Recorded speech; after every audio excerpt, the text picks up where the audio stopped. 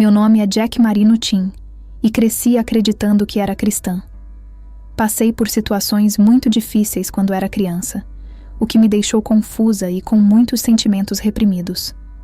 Mais tarde, tive uma experiência sobrenatural com o que inicialmente pensei serem anjos, mas depois comecei a entender como sendo algo diferente. Isso foi uma forma de escapar das dificuldades que vivia e uma maneira de encontrar uma identidade, me aprofundando em experiências que iam além da realidade cotidiana. Isso me levou a buscar mais formas de escape, como o uso de substâncias e o envolvimento em comportamentos autodestrutivos. Também me envolvi em relacionamentos muito tóxicos e prejudiciais. Foi nesse contexto que fui introduzida à ideologia da nova era.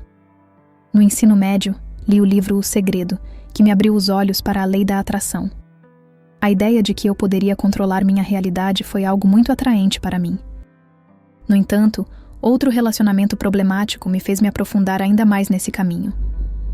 Quando tudo desmoronou, percebi que estava sozinha e precisava de controle sobre minha vida. A partir disso, comecei a acreditar que estava sendo influenciada por forças externas, e isso me levou a me envolver em práticas de uma ordem esotérica chamada Golden Dawn, onde realizávamos rituais. Foi nesse ambiente de escuridão que Jesus Cristo me encontrou e me salvou. Hoje, estou sóbria há quase 7 anos e sou casada. Minha vida mudou de uma maneira incrível, e eu nunca imaginei que poderia sorrir ou ser feliz novamente após tudo o que passei. O Senhor redimiu completamente minha vida. Eu achava que éramos cristãos, como algo natural por sermos americanos. Fui para uma escola metodista na infância, mas não me lembro de ter ouvido sobre o Evangelho de forma clara. Eu era muito nova para compreender isso. A minha ideia de Jesus era de uma figura protetora que eu imaginava em momentos de medo. Não entendia realmente o que significava ser cristã, mas acreditava que era. Quando eu era muito nova, passei por experiências que me marcaram profundamente e que eu não consegui processar na época. Com o tempo, tentei reprimir essas lembranças, mas a dor e o medo ainda estavam lá. Esses momentos difíceis me fizeram acreditar em muitas coisas, incluindo a ideia de que eu poderia criar uma realidade diferente, como se tudo fosse um conto de fadas. Isso se tornou minha forma de lidar com o que estava acontecendo. Aos 7 anos, comecei a ver luzes no céu, que eu sentia serem presenças poderosas e acolhedoras. Inicialmente, achei que eram anjos, mas ao descobrir sobre outros fenômenos, comecei a associar essas experiências a algo além daquilo que eu conhecia. Naquele momento, acreditava que essas entidades me aceitavam e compreendiam o que eu estava passando. Eu estava olhando para um cânion e, de alguma forma, foi muito difícil expressar em palavras, mas senti uma presença poderosa, como algo extremamente intenso. Foi quase como uma experiência fora do corpo, e por muito tempo, essa experiência se tornou minha identidade, porque foi algo que me fez sentir especial e única para essas presenças. A partir dali, continuei tendo experiências semelhantes e me vi cada vez mais fascinada por esse conceito de alienígenas. Eu comecei a me sentir diferente das outras pessoas e, aos poucos, comecei a me afastar de algumas coisas que sabia serem erradas. O abuso que vivi na infância gerou uma grande confusão dentro de mim. Passei a me aproximar de amigos que, mais tarde, descobri que estavam passando por experiências similares. Nós trocávamos histórias e segredos, e isso gerou uma grande carga de culpa, vergonha e raiva, sentimentos que eu reprimia. Essas experiências poderosas, mesmo que confusas, se tornaram uma forma de escapar e de ter algo no que eu pudesse acreditar e esperar. Com o pouco que sabia sobre o cristianismo, comecei a rejeitar essa visão e adotei uma nova, onde esses seres extraterrestres eram a chave para me sentir aceita, para acreditar que eu era especial para eles. Isso passou a ter um significado profundo para mim em um mundo onde eu me sentia invisível e incompreendida. Eu não tinha acesso à internet logo de início, mas quando consegui, comecei a buscar informações. Li muito sobre UFOs e sobre os Greys, que são aqueles alienígenas clássicos, e isso me fez conectar ainda mais com as experiências que tive. Foi uma forma de tentar entender e dar sentido ao que estava acontecendo comigo. Foi um membro da minha família, que também estava muito influenciado pela ideia de UFOs, que me fez começar a ver as coisas dessa maneira. Foi como um clique, uma compreensão de que a ideia dos anjos era muito vaga e sem contexto para mim, enquanto a ideia de alienígenas visitando a Terra, com toda a sua misteriosa atração, fazia muito mais sentido e me fascinava. Eu realmente acreditava que era especial para essas entidades, então passei a buscar mais dessas experiências. Cheguei a fazer meu próprio tabuleiro de Ouija, tudo para tentar estabelecer mais contato com esses seres, que eu acreditava serem meus amigos. Outras pessoas tinham amigos imaginários, mas para mim, essas entidades eram reais. Elas me viam, me entendiam e me amavam, e isso me dava um senso de pertencimento que eu não sentia em nenhum outro lugar. Durante a adolescência, eu continuei tentando fugir de mim mesma. Desenvolvi um transtorno alimentar na 8ª série e me envolvi em comportamentos autodestrutivos. Eu estava completamente perdida. Quando cheguei no ensino médio, queria muito me encaixar, mas de alguma forma, continuei fazendo dessas coisas a minha busca por identidade.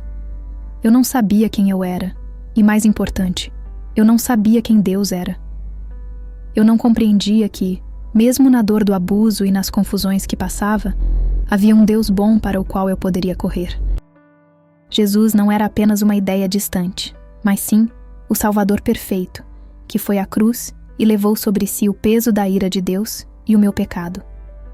Ele ressuscitou, e hoje está à direita de Deus, como o único mediador entre Deus e os homens. Eu não sabia disso. Achava que não havia ninguém a quem pudesse recorrer. Eu tinha medo de que as pessoas soubessem quem eu realmente era. Então essas entidades se tornaram uma forma de lidar com tudo. Eu percebi que se não começasse a seguir o que meus amigos estavam fazendo, eu perderia essas amizades. E foi assim que o álcool e as substâncias passaram a fazer parte da minha vida, porque eu achava que, se não me envolvesse, não seria mais aceita naquele grupo. Isso me levou a um caminho ainda mais confuso e distante de quem eu realmente deveria ser. Eu esqueci de mencionar que meu pai, que era muito próximo da minha mãe, se separou dela quando eu tinha 5 anos, porque ele tinha vícios em metanfetamina e álcool. Isso tornava perigoso para nós ficarmos com ele, então essa separação foi muito difícil para mim. Eu passei por muita turbulência e confusão sobre quem eu era, quem era minha figura de cuidado, quem realmente se importava comigo. Eu estava tentando encontrar minha identidade. Faz sentido para mim que uma criança tão jovem, como eu tinha 7 anos na época, se apegasse a algo que sentia ser uma força maior do que ela, algo estável, que a visse como especial, porque era assim que eu queria me sentir. Eu queria ser vista sem precisar contar para as pessoas ao meu redor, por conta da culpa que eu sentia, como se fosse algo que eu carregava. Quando eu era mais jovem, eu tinha um certo receio. Muitas vezes, parecia que essas entidades vinham até mim, mas eu não estava ativamente tentando me comunicar com elas. Porém, quando cheguei ao ensino médio e comecei a adotar essas crenças da nova era, sem saber que isso era o que eu estava fazendo, eu li o livro O Segredo e comecei a entender a lei da atração. Nossa, o universo é tão grande, isso realmente faz sentido para o que eu vivi, eu pensei. Mergulhei nisso e comecei a aplicar essas ideias na minha vida. Depois, tive um relacionamento muito confuso em que essa pessoa me ensinou que vivemos centenas de vidas e que nós éramos um só ser em várias formas, apenas em diferentes jornadas. Ele dizia que, em algumas vidas, tínhamos sido enviados para missões diferentes, mas que, no fundo, éramos a mesma pessoa. Isso aconteceu no final da minha adolescência. Esse foi um relacionamento muito doloroso, mas, ao mesmo tempo, esse contato com as ideologias da nova era me levou a começar a usar substâncias específicas, como psicodélicos, com o objetivo de me comunicar com essas entidades. Eu estava usando essas substâncias para entrar em estados alterados de consciência. Além disso, comecei a usar binaural beats.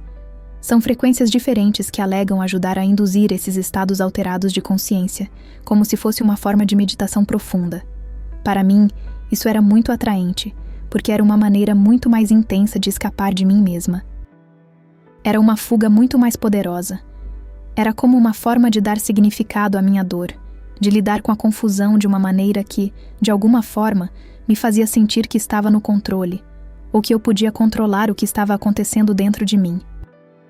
A vergonha foi uma parte enorme de mim. Eu senti tanta vergonha e culpa. E havia uma grande confusão sobre o que era verdade, sobre minha orientação sexual, sobre o que era apenas desejo e o que realmente era real. Eu sentia que não compreendia nada sobre a sexualidade. Isso acabou me levando a um entendimento distorcido de quem eu era e do que era saudável. Isso, combinado com tudo o que estava acontecendo na minha vida, gerou uma grande confusão sobre o que realmente significava ser quem eu sou. Eu passei por várias amizades, e em todas elas, eu só queria que ninguém descobrisse o que tinha acontecido, que ninguém soubesse sobre os abusos que eu havia sofrido. Havia muita vergonha nisso. Tive uma amizade em que a pessoa, que eu via como amiga, começou a ter sentimentos por mim. Era uma menina. E isso me gerava muito medo, porque se isso fosse exposto, não seria apenas essa situação, mas tudo o que eu havia vivido. Eu temia que as pessoas realmente me vissem por quem eu era, e isso era aterrador. A confusão sobre minha sexualidade e sobre quem eu era como pessoa estava me consumindo. Eu estava sendo alimentada por uma espécie de evangelho falso, sem perceber na época, através dessas entidades.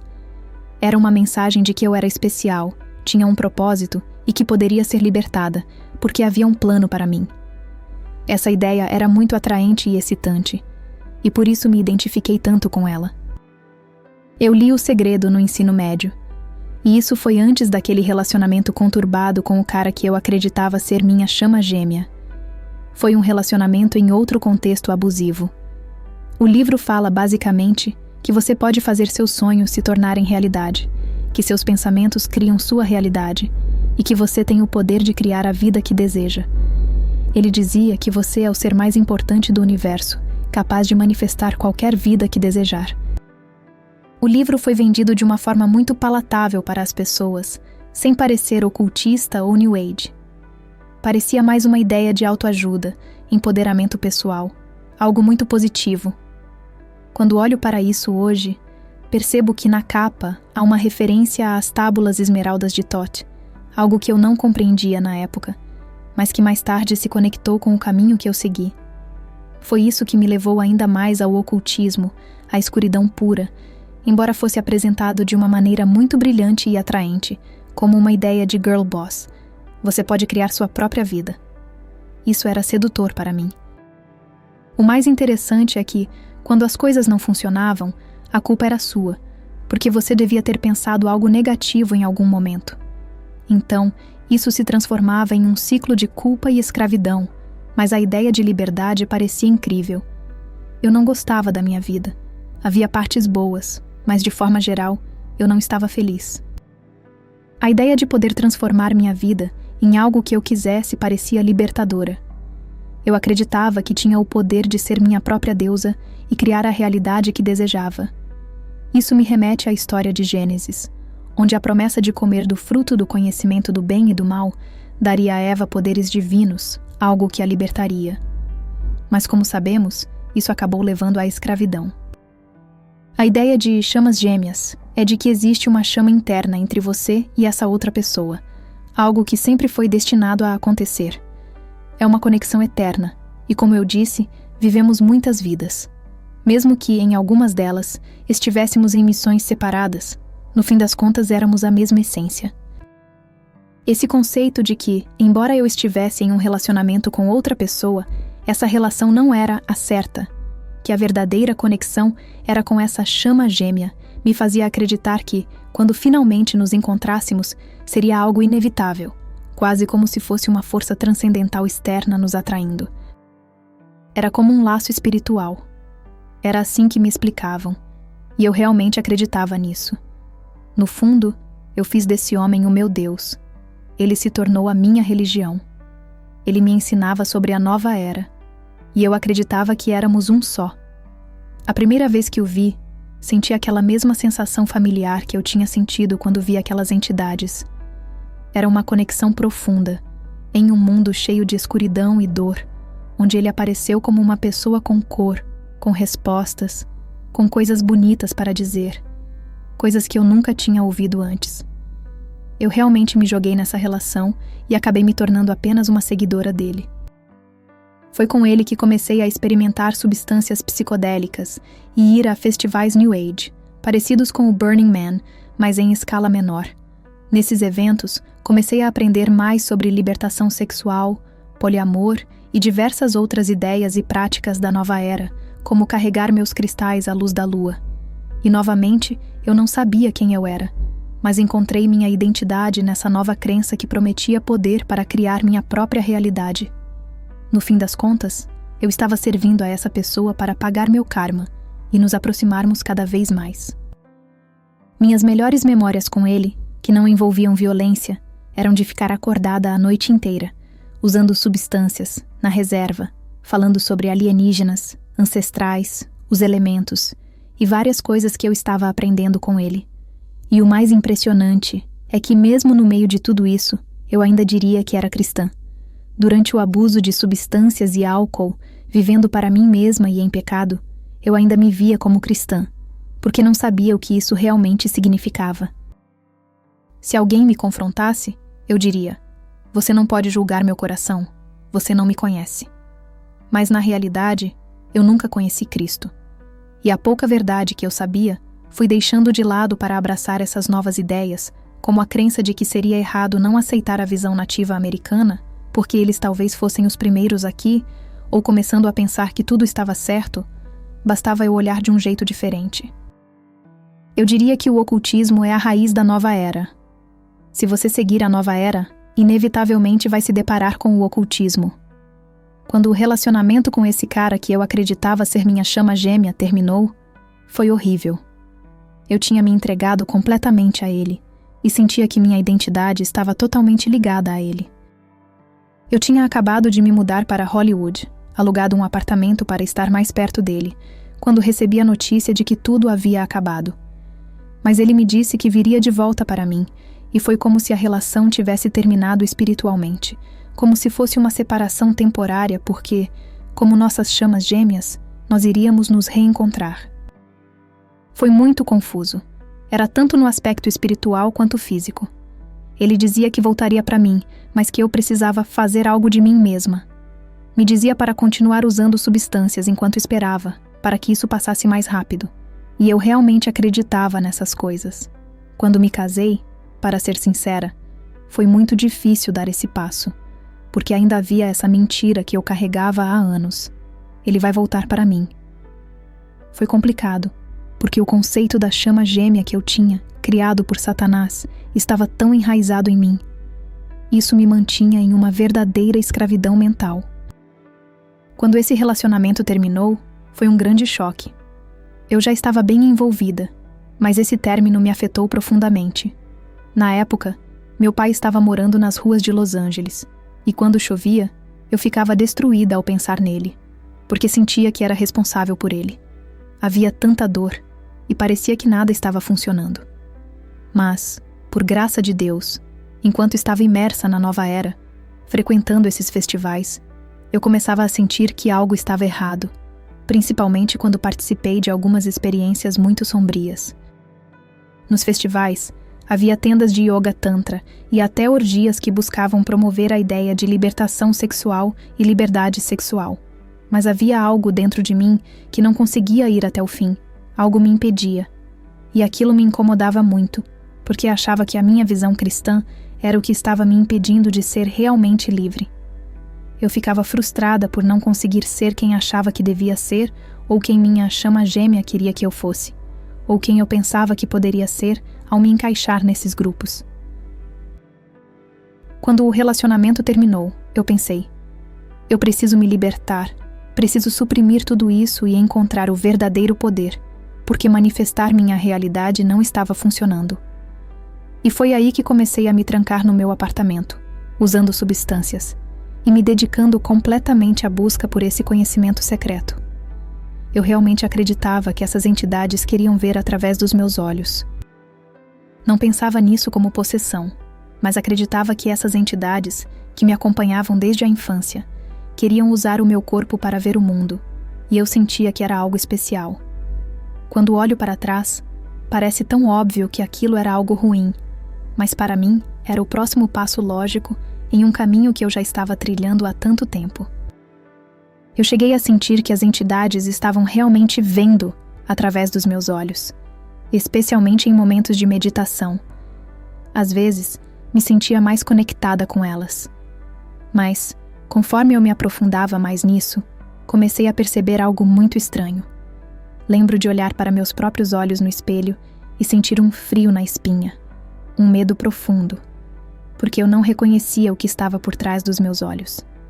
Não era mais eu. Mas mesmo assim, eu achava que precisava ir mais fundo na escuridão e brilhar à luz do conhecimento, como eu havia aprendido. Mesmo com o medo, continuei seguindo esse caminho. Eu também comecei a canalizar. Escrevia coisas como: eu sou um alienígena vendo através dos olhos de uma garota, e outras coisas muito escuras. Eu estava cada vez mais perdida, me tornando mais depravadamente envolvida com isso. O que me levou para o ocultismo foi uma progressão estranha. Era como se a cada novo passo, tudo ao meu redor começasse a brilhar fisicamente, porque eu estava tão fora de mim, tão desorientada, que não sabia mais o que era real e o que não era. Eu passava por lugares e coisas começavam a brilhar. Um dia, estava andando na rua e vi uma loja maçônica que parecia brilhar. Isso me atraiu ainda mais para os textos maçônicos e cabalísticos. Eu não sabia muito sobre a maçonaria ou o que eram esses textos, mas tudo parecia fazer sentido naquele momento. A maçonaria é uma sociedade secreta que tem suas raízes no ocultismo e em rituais esotéricos. Os textos maçônicos e cabalísticos são escritos que lidam com questões de esoterismo, magia e o conhecimento oculto do universo. Eles ensinam a busca por poder e sabedoria através de rituais e ensinamentos que muitas vezes não são revelados para todos, apenas para aqueles que são iniciados nesses caminhos. Esses textos são muito influentes em várias tradições ocultistas e são vistos como uma forma de atingir um conhecimento superior que promete poder e controle sobre a realidade. Sobre a maçonaria, eu recebo muita resistência quando falo sobre isso, porque a maçonaria é uma fraternidade voltada para homens. Porém, ela possui outras ordens, e foi por meio disso que acabei me conectando.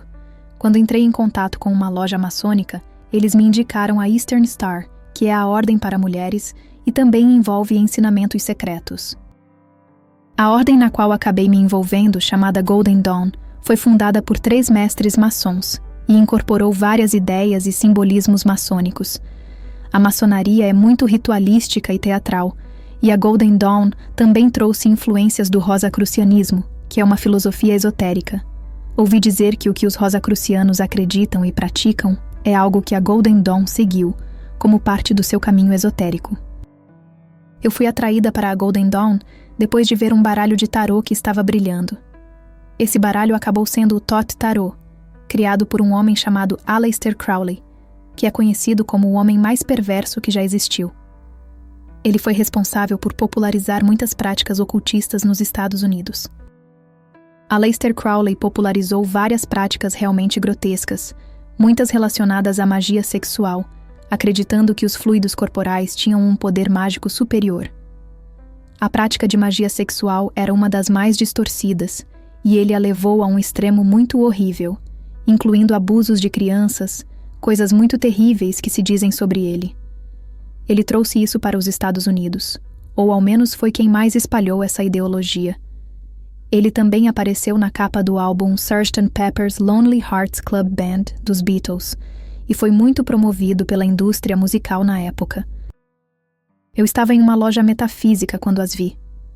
As cartas de tarô começaram a brilhar, e eu senti que essas entidades estavam me guiando, me mostrando o caminho para seguir, me indicando o que comprar, o que focar. Quando vi uma loja maçônica brilhando, senti que era o caminho que eu deveria seguir. E de fato, tudo se encaixou, como se cada peça se encaixasse no lugar certo, levando-me até a Golden Dawn. Foi assim que tudo aconteceu. Eu comprei as cartas e, à medida que me envolvia mais e mais com essas práticas, comecei a me aprofundar nesse mundo de magia e ocultismo. A ideia de ter acesso ao conhecimento secreto me atraía muito, e tudo parecia fazer sentido na época. Mas, ao olhar para trás, vejo como tudo estava alinhado para me afastar de tudo o que era bom, de tudo o que era verdadeiro. Eu passei quase todo o meu tempo tentando absorver as imagens, realmente tentando fazer aquele baralho de tarô entrar na minha mente. Comecei a sonhar com as cartas e a praticar o tarô com aquele baralho. Foi através dessas cartas e da informação de Aleister Crowley que eu realmente conheci a Golden Dawn e fui introduzida a ela. Crowley foi um membro da Golden Dawn original e eu senti que essa era a próxima etapa para mim. Então comecei a acreditar que tudo estava me conduzindo até ali. Eu realmente pensei que, se ele fosse o homem mais maligno que já existiu, eu teria que justificar o que era bom e o que era mal. Fui tentando encontrar justificativas para isso, dizendo a mim mesma que eu iria entrar na Eastern Star, uma ordem ligada à maçonaria, porque tinha familiares envolvidos nela e parecia ser algo bom. Mas o símbolo deles é um pentagrama invertido, então eu sabia que aquilo não era bom. Já a Golden Dawn tinha uma cruz no seu símbolo, então eu achava que por isso deveria ser boa. Eu levei um tempo, com muito vai e vem, até finalmente entrar em contato com uma ordem em Los Angeles, onde eu morava na época. A Golden Dawn original acabou há muito tempo, mas havia pessoas que mantinham a mesma prática mágica. Eu entrei em contato com eles, e um homem me pediu para me encontrar com ele em um café em Silver Lake. Quando começamos a conversar, tudo o que ele dizia parecia exatamente o que eu já tinha sido levada a acreditar, com base em astrologia, cabala, deuses egípcios, tarô, enfim, tudo o que eu vinha estudando. Era como se ele falasse a minha língua, e eu pensei, uau, finalmente posso conversar com alguém que entende isso. Eu estava realmente empolgada. Ele usou frases como, você foi chamada para isso, e parecia que eu estava prestes a entrar em um clube secreto para o qual minhas entidades alienígenas, que eu acreditava serem minhas amigas, estavam me preparando. O que mais me chamou a atenção foi a forma como ele falava de maneira profunda, esotérica, sobre a grande obra. Eu já vinha praticando alquimia, que também está ligada à grande obra. Ele falava sobre o trabalho mágico de transmutação, onde a matéria bruta é transformada em ouro, mas mais simbolicamente se tratava de uma transmutação da alma, que passa de um estado inferior até se tornar ouro. É como uma santificação demoníaca, se é que posso dizer assim. Para mim, foi como se todos os passos anteriores, até mesmo os erros, as substâncias que eu usei, a pintura no meu apartamento, tudo isso tivesse me levado a esse momento. Eu senti que era providência divina, como se fosse o destino, como se tudo fosse parte de um plano maior. Fui convidada a ir a uma loja maçônica para ser iniciada, e eu estava muito empolgada. Lembro que, no caminho, estava ouvindo a trilha sonora de Fantasmic, porque senti que toda a bruxaria e os temas da Disney finalmente faziam sentido para mim. Eu pensei que estava prestes a viver tudo aquilo de forma real, e sinceramente eu não tinha medo. Eu estava animada. Quando cheguei lá, havia uma mulher na escada me esperando, vestida com uma capa preta e capô. Isso não me assustou. Fez sentido, considerando tudo o que eu tinha estudado e em que havia me envolvido. Naquele momento, eu não estava trabalhando, exceto fazendo alguns serviços esporádicos, como entregas, e sendo sustentada pela minha família. Todo o meu tempo estava dedicado a estudar obsessivamente essas coisas, então tudo parecia muito natural. Eu fui colocada em uma sala, vesti uma túnica preta, usei meias vermelhas e fui orientada a não orar, mas a meditar, para me preparar para o ritual. O ritual em si foi bem sombrio, e eu fui cega durante a maior parte, ou seja, não podia ver nada. Estava tudo muito escuro, e o ritual envolvia uma interpretação distorcida de João 15, com a ideia de entrar nas trevas para iluminar com a luz do conhecimento secreto. Havia muito simbolismo relacionado à dualidade, à luz e à escuridão, ao hermetismo egípcio antigo. Durante o ritual, colocaram uma espada no meu pescoço e me fizeram jurar que nunca compartilharia o que havia aprendido. Foi muito assustador. Na hora eu não achava assustador. Eu pensava que era algo sagrado, sério, e também já tinha passado por situações parecidas, com rituais teatrais em outros contextos. Lembro de dizer a uma pessoa que eu não tinha medo, porque já tinha vivido algo semelhante. Para mim, tudo aquilo fazia sentido. Havia um peso, uma sensação de ser algo sagrado, mas ao mesmo tempo muito pesado. Eu me senti muito especial por estar ali, achando que tinha sido chamada para aquilo. Continuei indo à loja maçônica para praticar e aprender. Houve dias em que ficamos até 12 horas, realizando rituais de invocação, criando sigilos, aprendendo magia hermética, e eu ainda diria que era cristã. Isso é incrível, porque eu realmente acreditava que estava me aproximando de Cristo, enquanto na realidade estava adorando demônios e me tornando cada vez mais depravada, sexualmente e de várias outras formas. Meu entendimento sobre identidade sexual também se distorcia. Eu me envolvi com magia sexual, que ensinava que o auge do prazer sexual é o momento mais poderoso para manifestar desejos. Era basicamente a lei da atração, mas com um foco ainda mais perverso. O ensino dizia que o orgasmo dava maior acesso ao sobrenatural e tornava a manifestação mais eficaz. Eu não participei de rituais com outras pessoas, mas praticava sozinha. A ideia era que a energia sexual, em especial o orgasmo, fosse o momento mais poderoso para manifestar os desejos. Eu estava muito doente por conta das substâncias e do abuso delas, então, pessoalmente, eu não tinha o ciclo menstrual. Mas eu queria muito ter, porque o sangue menstrual é visto como algo muito poderoso para práticas mágicas. Quando vejo rituais como os de aborto, ou qualquer prática que envolva o uso do sangue como uma ferramenta mágica, faz sentido para mim com as mentiras que eu acreditava naquela época. É tão doloroso perceber isso agora, porque quando você entra de fato no ocultismo, vê como o sistema de crenças em relação ao sangue, à sexualidade, à dualidade e à fluidez são distorcidos. E, olhando para a cultura atual, não me surpreendo com o que estou vendo. Eu vi um post da Cosmopolitan no Instagram no ano passado falando sobre aborto como um ritual satânico. E isso realmente me chocou, porque vimos até o templo satânico tentando incluir exceções nas leis pró-vida, dizendo que, por liberdade religiosa, poderiam realizar sacrifícios de bebês não nascidos como parte de sua religião. Isso é realmente assustador, mas para quem está imerso nesse tipo de crença, essas práticas parecem fazer sentido dentro do sistema de valores que nos é ensinado. Isso não me surpreende, porque eles veem o sangue como algo poderoso, e também o sacrifício de crianças. Não cheguei a presenciar isso de fato, mas foi algo que aprendi e acreditei, mais como uma filosofia. Eu não cheguei a ver isso sendo praticado, mas se tivesse começado, eu provavelmente teria aceitado, graças a Deus que fui salva antes disso. Naquela época, eu acreditava que era algo bom. Achava que usar o próprio sangue para práticas mágicas, ou simplesmente usar o corpo de forma autônoma, era um ato poderoso e divino. Esse conceito de empoderamento feminino e autoempoderamento estava muito alinhado com a ideia de se tornar um Deus. Isso me lembra muito da subversão do que Jesus ensinou.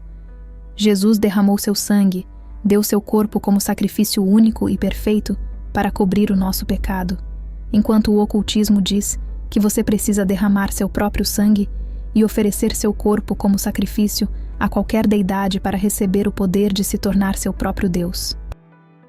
Isso é o que está por trás de muito do que ouvimos hoje, fora do ocultismo, especialmente em espaços de empoderamento feminino. São mulheres bem-sucedidas, bonitas e ricas, que têm grandes relacionamentos, e mesmo que não digam essas palavras diretamente, transmitem a mesma mensagem. Você pode conquistar o que quiser amando a si mesma, sendo a líder da sua própria vida, sendo sua própria deusa, seguindo seu coração. A ideia é que se você se amar o suficiente, desbloqueará poderes interiores para manifestar as coisas boas que deseja na sua vida. Eu vejo um paralelo disso com a cultura mainstream. E saber de onde isso vem é realmente perturbador, porque tudo isso remonta a Gênesis 3, a mentira de que você pode ser seu próprio Deus. Para mim, isso reflete a ideia de que, ao aprender o bem e o mal, seus olhos se abrirão e você se tornará como Deus. Essa crença diminui Jesus, retira sua divindade e distorce completamente a verdade sobre quem ele é. Ao invés disso, promove o autoempoderamento. E seja com o seu sangue ou de outra pessoa, tira o poder da Bíblia, que está lá para nos ensinar a verdade. Durante os rituais maçônicos, utilizávamos a Bíblia, mas de uma forma distorcida. Por exemplo, usávamos o Salmo 51, mas em latim, ou então a Cabala e a Gematria, que atribuem um valor numérico às letras hebraicas. A Bíblia, assim, se tornava um conhecimento secreto, e fazíamos rituais de banimento, pronunciando os nomes de Deus, como os nomes hebraicos de Deus, e até recitávamos a oração do Senhor para realizar rituais ocultos. Tentávamos configurar o espaço do ritual de maneira semelhante ao tabernáculo, como uma forma de sugar poder da Bíblia. O objetivo era realizar a nossa própria vontade, acreditando que havia poder ali, mas isso era uma distorção total, uma maneira de nos tornarmos deuses, o que é a essência do luciferianismo. Acreditávamos que, ao usar a Bíblia e aprender os nomes de Deus em hebraico, estávamos mais perto de Cristo, mas na verdade estávamos distorcendo tudo. Eu diria que era cristã, falaria sobre Jesus e a Bíblia, mas minha definição desses termos e a forma como eu praticava estavam completamente opostas ao que Deus ensina. A consciência crística é um conceito que aparece mais na nova era, mas a ideia por trás disso é que Cristo atingiu um nível de consciência que você também pode alcançar. A proposta é que, assim como Cristo foi, você também pode ser, se apenas atingir esse nível e ascender a esse poder.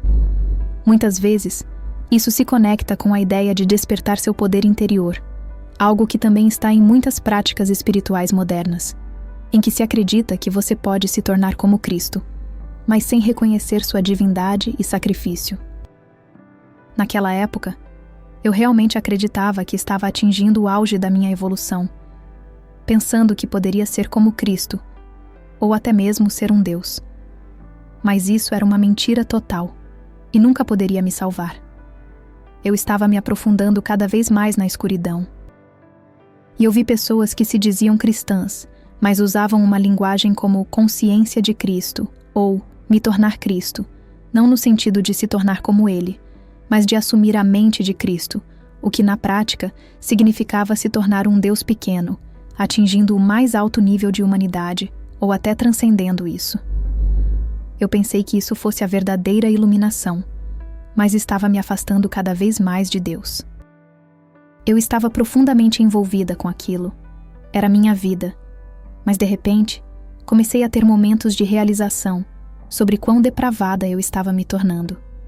Lembro de um momento em que olhei para o espelho e ouvi uma voz dizendo: "É louco como o mal se torna parte de você."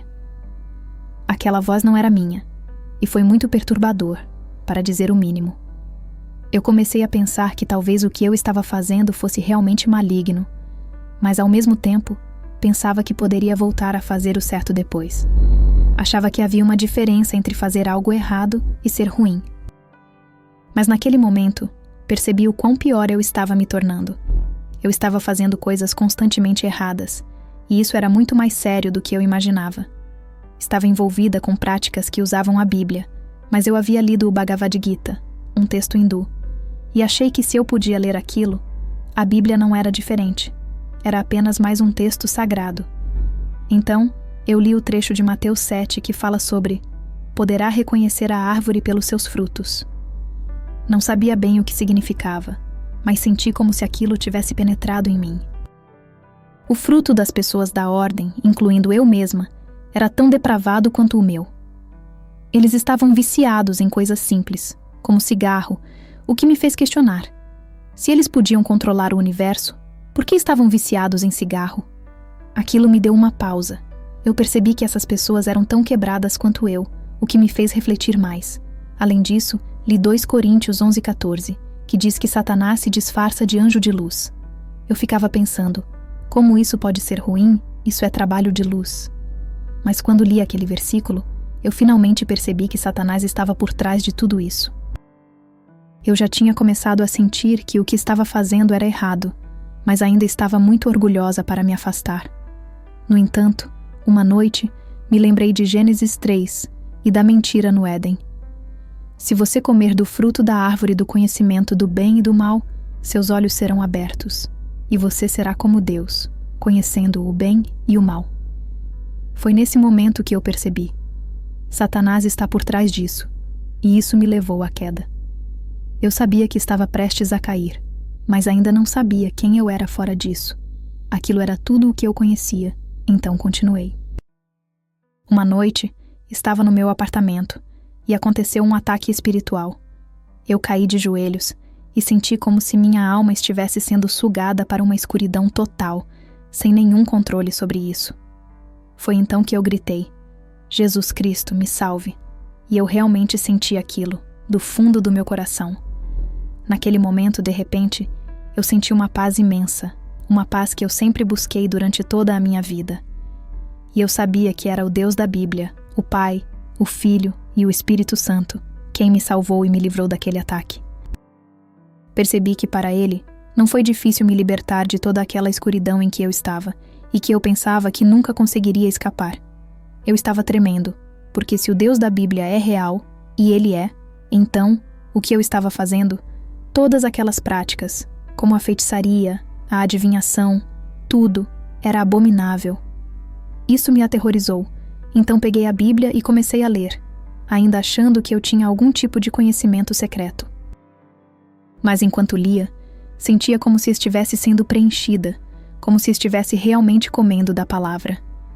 Ao contrário de tudo o que eu já tinha lido antes, que só me deixava mais vazia e faminta, agora eu me sentia saciada. Eu sabia que estava sendo alimentada pela verdade. Eu estava sempre aprendendo, mas nunca chegava ao conhecimento da verdade. Porém, com a palavra de Deus, foi diferente. Eu me senti satisfeita, continuei lendo, e percebi que Deus é santo. Eu não entendia isso antes. Achava que Deus era como eu e que eu poderia ser Deus. Mas Ele me deu tudo o que eu já havia recebido de bom, e ainda assim, eu pequei contra esse Deus santo. Para mim, ficou claro que eu tinha pecado contra Deus e que há uma punição justa para o pecado. Eu comecei a sentir um medo iminente, um temor, mas também aprendi que a punição para o pecado é justa e existe um lugar real chamado inferno. Mas ao mesmo tempo, eu soube que Deus é amor e que Ele enviou Jesus Cristo, e não a mim ou alguém que eu poderia ser. Foi Jesus Cristo, Deus encarnado, que veio à Terra, viveu uma vida perfeita, algo que eu claramente não vivi, embora tenha sido tentado como eu fui, e foi à cruz, desprezando a vergonha, sendo espancado, zombado, escarnecido e crucificado. Ele morreu naquela cruz, e ali Ele levou o meu pecado, como o meu pecado, o pecado de me curvar diante de ídolos de ouro, de viver daquela maneira. Ele tomou sobre si a ira de Deus por isso, morreu e ressuscitou, sendo o único mediador entre Deus e os homens. E quando li que Jesus é o caminho, a verdade e a vida, e que ninguém vem ao Pai senão por Ele, eu percebi que tinha tentado tantas outras formas, todas falhas, mas quando me arrependi do meu pecado e me voltei para Deus, colocando minha fé em Cristo para minha salvação, eu sabia que poderia ser purificada, lavada como a neve. Essa realidade foi um choque para mim, porque eu sabia o quanto eu estava suja. Ser transformada em uma nova criação em Cristo foi algo além da minha compreensão, e então continuei lendo, me aprofundando mais na palavra. Eu me trancava no meu quarto, e pela primeira vez percebi que poderia ficar sóbria. Eu, que achava que morreria como uma viciada, consegui me libertar. O Senhor estava comigo, falou comigo através de sua palavra, e eu podia correr até Ele em oração. E desde então, sigo a Cristo, e sou maravilhada com quem Deus verdadeiramente é. Ele é infinitamente melhor do que eu jamais poderia imaginar. Eu nunca poderia me salvar sozinha, nunca poderia me levantar pelas minhas próprias forças. Mas Deus verdadeiramente me salvou e me deu uma nova vida nele. Ele me curou de tantas coisas. Eu estava muito faminta espiritualmente. Eu já vinha lendo a palavra há algum tempo e ouvindo sermões, mas ainda não tinha dado o passo de procurar uma igreja. Na época, eu morava em Hollywood, bem no centro da cidade, e a igreja mais próxima de mim era uma igreja metodista. Eu pensava que todas as igrejas eram mais ou menos iguais, então resolvi ir. Lá, a pastora era uma mulher e o tempo inteiro ela falava sobre como iam incluir mais pessoas LGBTQ na igreja, como iriam lutar por essas causas. Parecia mais uma reunião de justiça social, como uma reunião de prefeitura, e eu estava faminta espiritualmente, então aquilo me confundiu muito. Eu caminhei até lá com muita dificuldade, e ao me deparar com aquilo fiquei muito confusa. Mas graças a Deus, encontrei outra igreja, uma igreja bem pequena, plantada, e o pastor e sua esposa me receberam com muita paciência. Eles me conduziram nas Escrituras, me explicaram pacientemente as doutrinas, e isso foi essencial para o meu crescimento espiritual. Foi um grande aprendizado. O Senhor usou essa igreja e essa paciência para me ajudar a crescer. Conheci meu marido na igreja. Ambos tínhamos nos mudado da Califórnia quase ao mesmo tempo, e começamos a tocar na equipe de louvor juntos. Nossa história é até engraçada, com muito de amizade e algumas situações meio estranhas, mas Deus tem usado o amor dele por ele, e a forma como ele me serve de maneira tão altruísta. Meu marido tem sido uma grande ferramenta de Deus na minha vida, me apontando sempre para as Escrituras e me lavando com a palavra. Deus me ensinou tanto sobre o que é o amor, especialmente o amor romântico, por meio do meu marido. Ele tem sido uma ferramenta de santificação para mim, considerando tudo o que vivi antes, como os abusos na infância, as relações abusivas e a vida de pecado. Cheguei nesse relacionamento com tanta bagagem, e Deus tem sido tão bondoso ao usar esse casamento para me mostrar o caráter dele e o design que ele tem para o amor entre homem e mulher. Eu sou muito abençoada e agradecida por poder viver essa jornada ao lado dele. Muito obrigada pela oportunidade de estar aqui compartilhando minha história. Tenho certeza de que vai encorajar muitas pessoas. Que Deus abençoe a todos.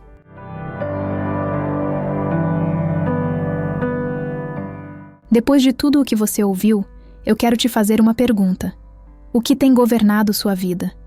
Será que você tem buscado respostas nos lugares errados? Ou será que você está pronto para conhecer a verdadeira paz que só Jesus pode oferecer? Talvez você esteja lutando com dúvidas, medos ou tentando encontrar seu propósito. Qual será o próximo passo que você vai dar? Deus é poderoso para transformar qualquer vida, não importa quão perdida ela pareça. Não há escuridão tão profunda que o amor de Cristo não possa alcançar. Será que hoje é o dia de você permitir que Ele transforme a sua história também? Compartilhe nos comentários o que mais falou com você neste testemunho. Quero muito saber como Deus tem trabalhado na sua vida. E, se essa mensagem impactou você, não guarde isso só para si. Compartilhe com alguém que precise ouvir. Não deixe de se inscrever no canal e ativar as notificações para continuar aprendendo mais sobre como viver uma vida transformada por Jesus Cristo. Aqui, sempre haverá espaço para crescer, refletir e encontrar a verdadeira liberdade que só Ele pode oferecer. Até o próximo vídeo e que Deus abençoe você grandemente.